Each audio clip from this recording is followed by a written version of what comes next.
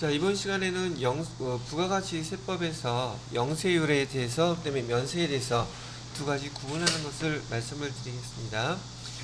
이 영세율의 개념은 우리 부가가치세 세율이 10%, 0%, 세율은 두 가지가 있어요. 근데 수출하는 재화에 대해서 또는 용역에 대해서는 0%의 세율을 적용한다고 되어 있고, 여기서는 지금 완전 면세라고 되어 있는데, 이 완전 면세의 또 여러분이 의미가 사람마다 좀 이해하는 게 좀 다르더라고요. 그래서 여러분이 그 메인 매출전표 입력하실 때 영세율 세금계산서 이런 거 많이 들어보셨었죠?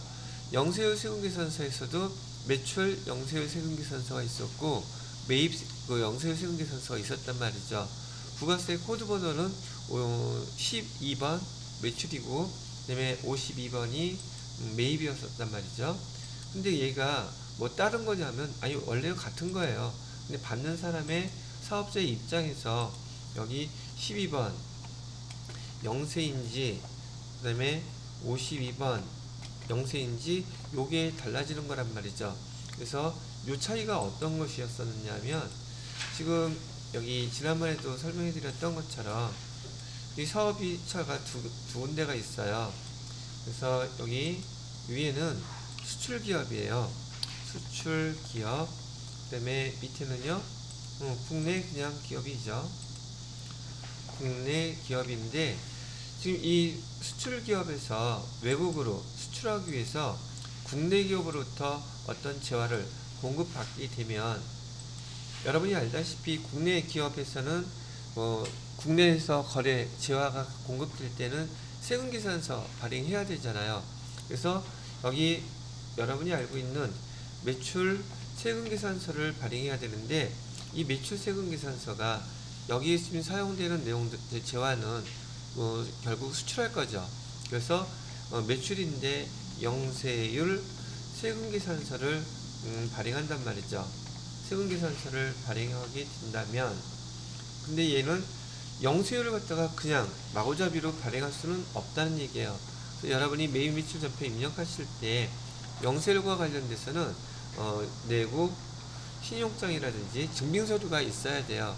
내국 신용장에 의해서 또는 구매 확인서에 의해서 여기 영세율 세금계산서를 이 수출기업에다가 발행을 했다는 얘기예요.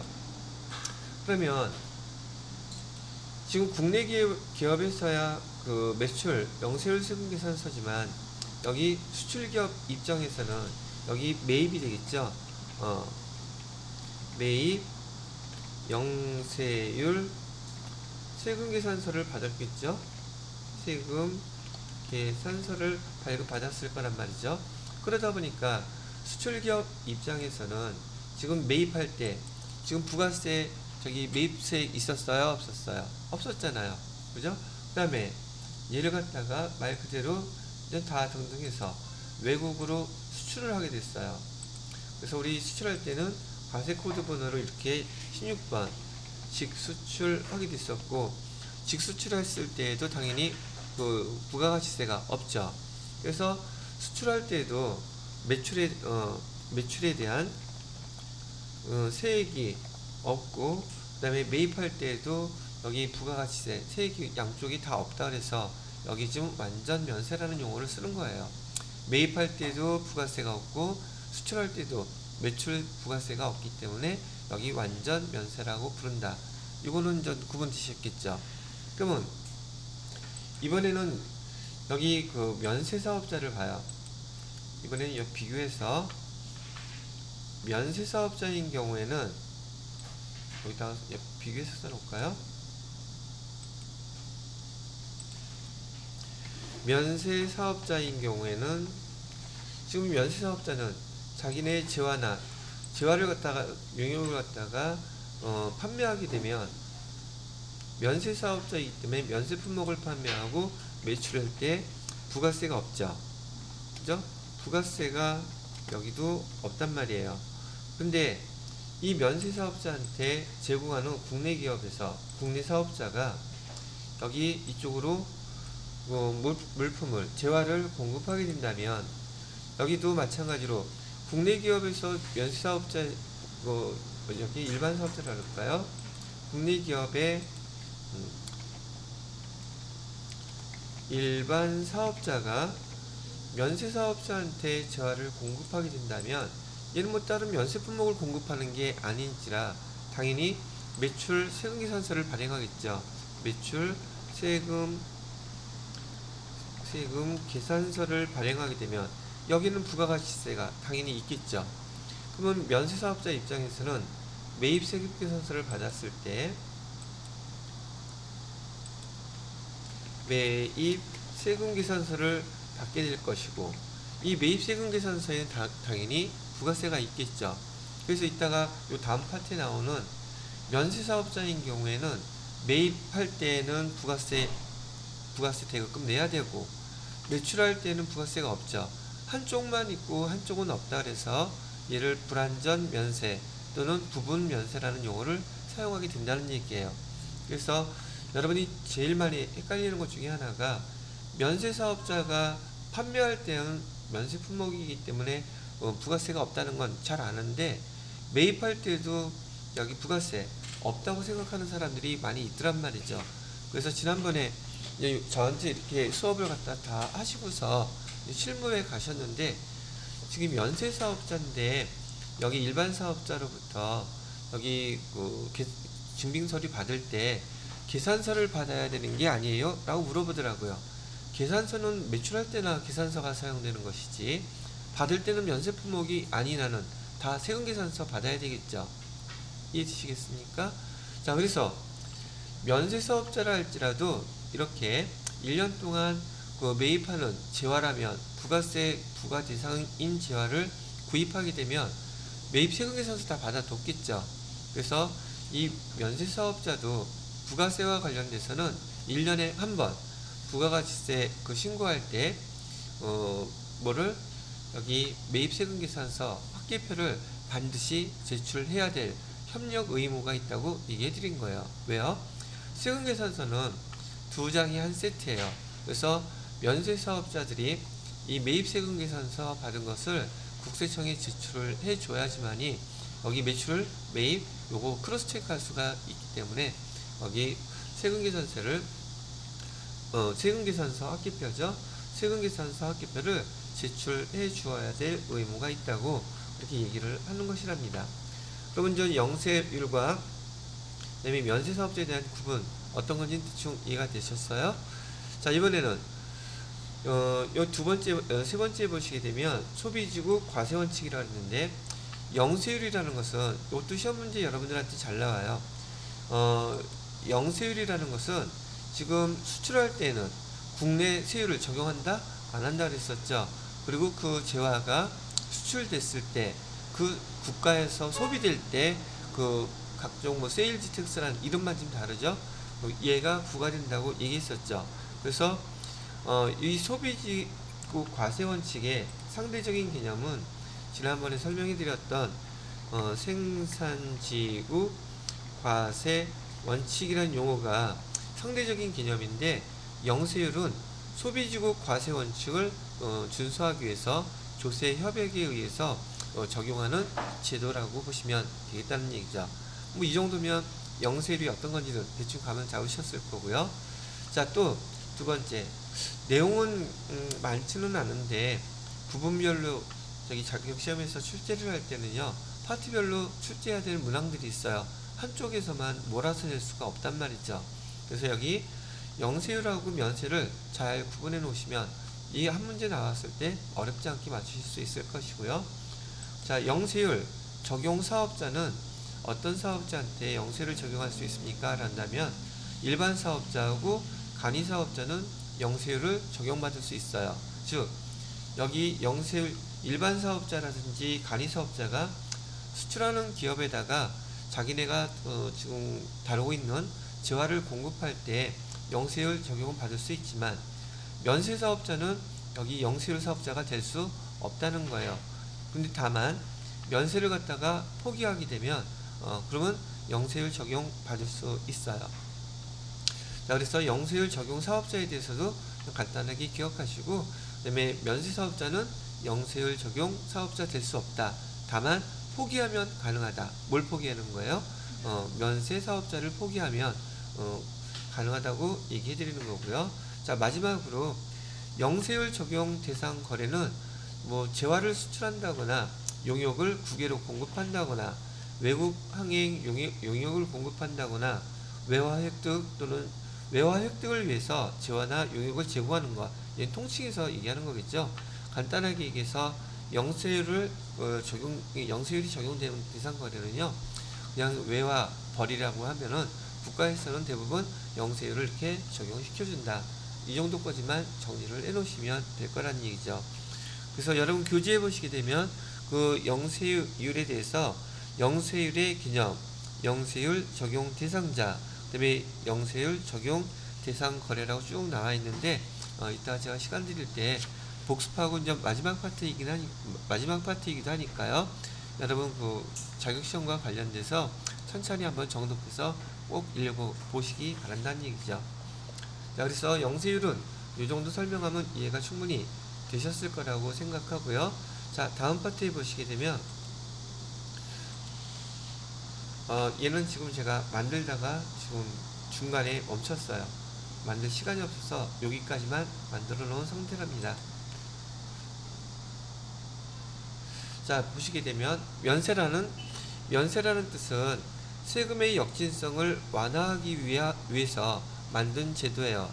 세금의 역진성이라는 뜻은 무슨 뜻이냐 하면, 지금 보편적으로 소득이 많은 사람이 세금을 많이 내야 되고, 소득이 적은 사람은 세금을 적게 내는 게 세금의 원칙인데, 여기 부가가치세 같은 경우에는 소득이 많은 사람이나 소득이 적은 사람이나 다 똑같이 재화나 용역을 소비할 때 10%의 세금을 동시에 똑같이 부과된단 말이죠. 그러다 보니까 이 부가가치세는 이 세금의 형평성이 맞지 않는 세제인 거예요.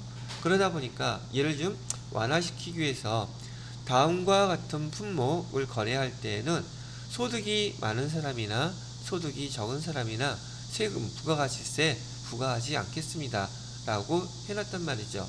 그래서 그 면세 대상 재화와 용역이 어떤 것들인지를 여러분이 구분할 수 있다면, 여기 여러분이 지금 배우는 목적에 맞게끔 나중에 품목으로도 이런 품목들은 면세 품목으로서 여기 부가가치세가 부과되지 않는 거구나.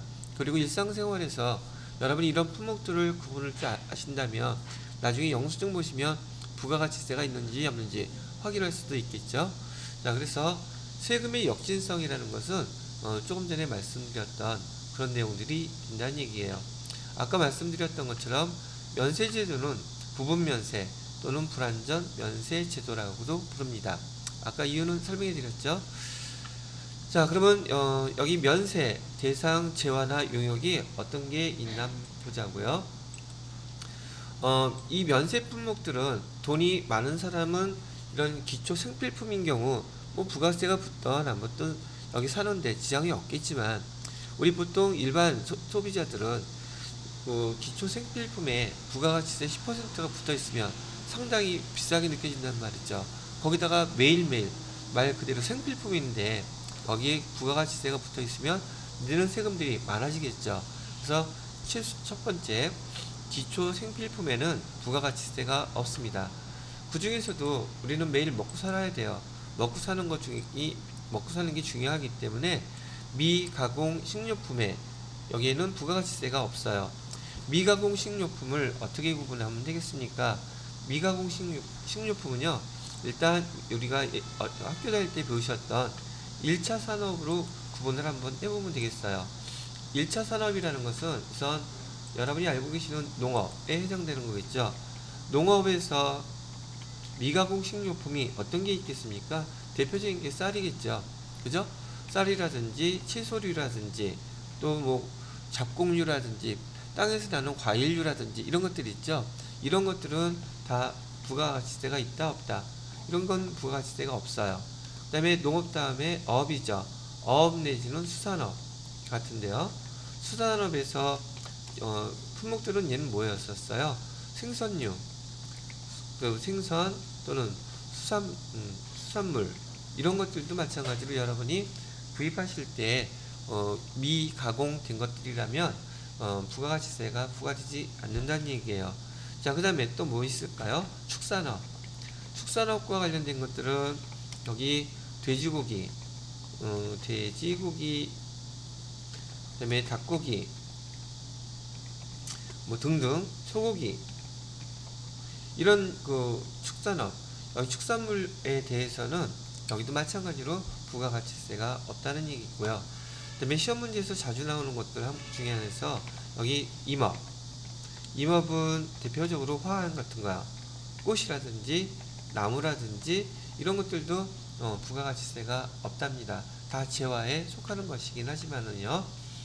그래서 여러분이 이제 자격시험에서는 회사에서 이런 품목 중에서 어떤 것을 선물하거나 그다음에 화환 같은 거 보낸다고 해서 자주 거론되고 예로 나오는 것들이 여기 소고기, 한우 선물 세트 같은 게 자주 등장하고요. 그다음에 공장에서 직원들의 식료품, 그래서 쌀, 채소, 부식류라고 보통 부르죠. 이런 것들 샀을 때 면세 품목으로 여러분이 기억하시면 되겠고요. 그다음에 경조사에 이 화환 같은 거 보내는 경우 이런 것들이 주로 시험 문제에서 많이 면세 품목으로 출제가 된답니다. 근데 여러분들한테 말씀드렸던 게 얘가 지금 다 미가공 식료품이라 그랬어요. 가공이 근데 되면 여기에 해당되는 것들이라 할지라도 뭐가 되면은요, 가공이 되면 얘는 다 과세들이에요. 이 품목들이 가공이 됐다면 여기는 과세된다. 부가가치세가 부과돼요.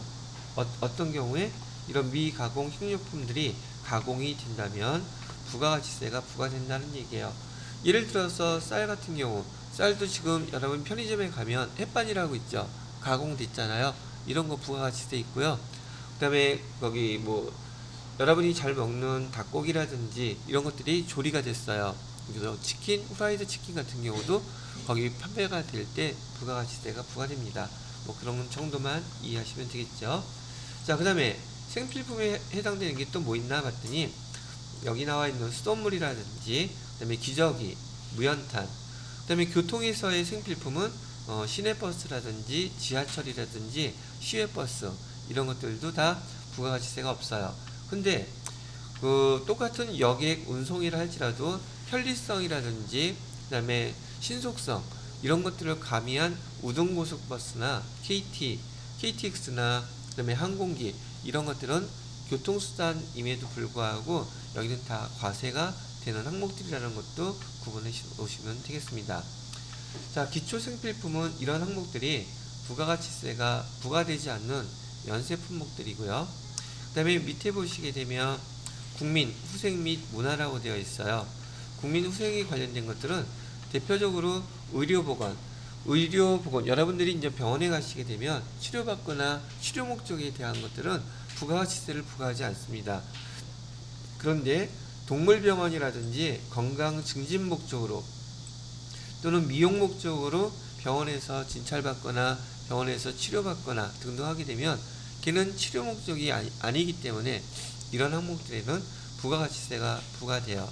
그 다음에 우리 교육용역, 교육용역이라고 하면 보통 학교를 얘기하는 게 보편적이겠죠. 그래서 초등학교, 중학교, 고등학교, 대학교 여러분 그 학비에 여기 고지서에 보게 되면 부가가치세가 없어요. 그 다음에 도서, 출판, 책 살 때에도 여러분이 여기 부가가치세가 없다는 거 참고하시면 되겠고요. 그 다음에 학원 같은 데 있죠. 교육 용역에서는 좀 보편적으로 학원인데 학원에도 부가가치세가 없어요. 근데 학원에서도 학원이라고 여러분들이 보통 생각할 수 있는 곳이 있는데 얘는 부가가치세가 부과돼요. 어디냐고요? 첫 번째는 운전면허 학원 있죠. 운전면허 학원은 학원임에도 불구하고 얘는 부가가치세가 부과돼요. 얘는 과세되는 그런 학원이라고 알고 계시면 되겠고요. 또 하나는 우리 무도관이라고 부르는 데가 있어요. 무도관에도 부가가치세가 있어요.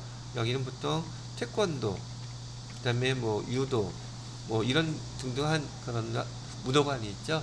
여기도 마찬가지로 학원 같은 형태이긴 하지만 부가가치세가 과세되는 그런 항목이라고 기억을 해두시면 되겠습니다. 그 다음에 밑에 보시게 되면 우표라든지 예술 창작품, 그 다음에 문화행사 이런 데에는 입장권이라든지 판매할 때 부가가치세가 부과되지 않은 면세 품목이라고 기억하시면 되겠고요. 그 다음에 일반적으로 도서관, 박물관, 과학관 이런 데 입장권에도 부가가치세가 없습니다. 자, 이렇게 해서 두 번째까지 면세 대상의 재화를 설명해 드렸고요. 용역을. 세 번째 항목은 부가가치 구성요소라고 되어 있는데 우리 수업할 때도 토지는 대표적인 면세 품목이에요 얘기해 드렸었고요. 그 다음에 금융이라고 얘기하면 여기도 한꺼번에 통칭해서 써놓은 거기 때문에 금융이라고 하면 여러분이 은행에서 금융거래할 때 부가가치세가 없고요. 그 다음에 증권에 관련돼서도 여러분이 거래할 때 부가가치세가 없어요. 그 다음에 보험, 여러분이 보험료 낼 때도 마찬가지로 이런 부가가치세가 부과되지 않는다는 거죠. 그래서 토지, 금융 이렇게 기억해 놓으시고요. 금융 안에는 은행이라든지 증권이라든지 보험 이렇게 나누어서 기억하시면 되겠습니다. 자, 그 다음에 일반적으로 저술가라든지 작곡가라든지 이런 창작활동에 관련된 이런 용역에도 마찬가지로 부가가치세가 부과되지 않는다는 거예요. 자, 그 다음에 네 번째로는 마지막으로 기타. 어떤 게 면세냐면 국가라든지 지방자치단체, 공공단체, 종교단체, 학술단체에서 제공하는 재화에는 부가가치세 부과되지 않는다고 얘기하는 거예요. 그런데 저 여기 지금 빨간색으로 표시해 놓은 것처럼 우체국에서 택배를 갖다가 지금 서비스를 제공한단 말이죠. 우체국 택배라든지 고속철도도 국가에서 또는 지방자치단체에서 운영하는데 이런 거라든지 또는 이런 국가단체나 지방자치단체에서 운영하는 부동산 같은 경우 부동산 임대라든지 그 다음에 또 거기서 도소매, 음수거 이런 것들에 국가단체에서 다 제공하는 것들이긴 한데 이런 항목들에는 부가가치세가 과세된다고 설명을 해드렸었죠. 우체국 택배에 부가가치세가 부과되는 이유는 지금 일반 기업체들도 택배 사업을 다 하고 있단 말이죠. 그런데 국가가 부가가치세를 갖다가 빼버리게 되면 경쟁이 안 되겠죠. 그래서 그런 거에 대한 것은 어떤 국민들의 편의를 위해서 제공하는 것이기 때문에 다른 기업들과의 형평성을 고려해서 부가가치세를 갖다가 부과하는 것이고요. 그 다음에 고속철도, 부동산 임대업, 그 다음에 도소매, 음수업들도 마찬가지 상황이라고 보시면 되겠습니다. 그래서 얘네들은 과세예요. 자, 그 다음에 주택 및 부수토지라고 되어 있는데 주택 및 부수토지는 여러분 그냥 이해하기 쉽게 그냥 단독주택이라고 보시면 돼요. 여러분의 부모님들이 자녀들이 다 커서 큰 집에서 살 수가 없어가지고 얘를 임대를 해주게 된다면 단독주택을 임대하고 임대료 받겠죠. 그 임대료 받을 때 거기에 부가가치세 없다는 뜻이에요. 그 다음에 마지막으로 국민주택 이하라고 되어 있는데 국민주택 즉 평방미터로 84제곱 평방미터에 해당되는 그런 주택을 갖다가 임대하게 되면 거래하게 되면 얘도 부가가치세가 없다는 것이고요. 또는 그러한 건물을 짓는 국민주택 건설 용역에 대해서도 국민주택 규모를 갖다가 공급하는 건설 사업자한테는 그 재화를 갖다가 우리 부가가치세 부과하지 않는다, 즉 면세를 한다고 얘기를 해주고 있는 것입니다. 자, 그럼 면세 품목에 대해서는 이 정도 설명하면 될 것 같고요. 여기 위에다가 제가 지금 표시를 해놨는데, 그럼 아까도 면세 사업자가 면세 포기를 하면 영세율 사업자 될 수 있다고 했었잖아요. 그러면 면세 포기는 언제 할 수 있어요? 아까 말씀드렸던 영세율일 때 면세 사업자가 면세를 포기할 수 있어요. 두 번째, 학술 연구단체에다가 재화를 공급할 때도 면세 포기할 수 있고요. 그 다음에 기술 연구단체에다가 여기 재화를 공급할 때도 면세를 포기할 수 있어요. 그래서 여러분들은 면세사업자가 면세사업을 포기할 수 있는 경우는 세 가지 경우예요. 대표적인 게 우리가 배웠던 영세율이고요.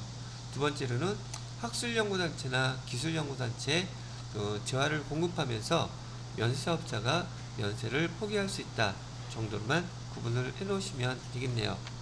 자, 여러분 교재에서 지금부터 90페이지에 여기 면세라고 하는 품목 여기 페이지를 보시게 되면 면세 개념, 면세 대상, 재화, 용역, 그 다음에 면세 포기까지 해서 그 다음에 면세 포기 관련된 거 밑에 파란색으로 주의하라고 나와 있는 것들 있죠. 예, 이런 항목들을 갖다가 지금 바로 여러분이 교재에서 천천히 읽어보시기 바란다는 얘기죠. 그래서 여기 영세율과 면세에 대한 파트는 지금 제가 이 정도까지만 하고 마무리를 하도록 하겠습니다. 그리고 여러분 그거 읽어보고 난 다음에 이어서 그 다음 파트에 있는 과세 표준이라는 항목으로 여러분들한테 설명을 해드리도록 할게요. 자, 지금 바로 읽어보세요. 천천히. 시간은 오래 걸리지 않을 테니까 시간 이렇게 주어졌을 때 교재 내용들 천천히 잘 읽어보세요.